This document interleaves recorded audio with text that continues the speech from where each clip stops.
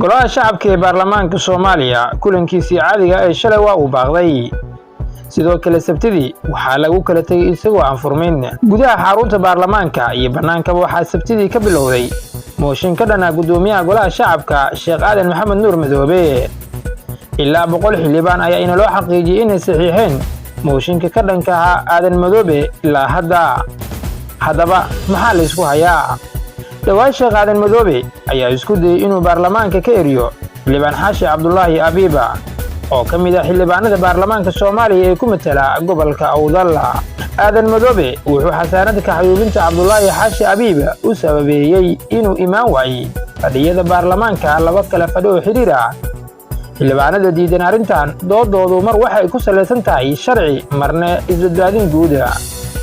waxay leeyihiin xildhibaanadu haddii Abiib dacwad loo haysto si meesha looga saaro xubinimadiisa waa inay soo martaa guddiga xeeroosaadka anshaxa kadibna guddiga joogtada ah kadibna waa in la keenaa baarlamaan weynaha oo cod loo qaadaa xasaanada xilka xayuubintiisa.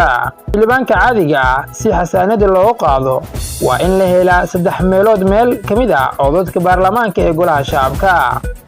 Cabdullaahi Abiib iyo Sheekh Aadan Madoobe isku cod ay ku weyn karaan kuraastooda. xildhibaan Xaashi Cabdullaahi Abiib sababta weyn ee looga eriyay baarlamaanka maahan maqnaasho waa inuu dacwooyin badan ka qoray madaxweyne Xasan Sheekh Maxamuud iyo nidaamkiisa isagoo ku eedeynaya boobka hantida qaranka.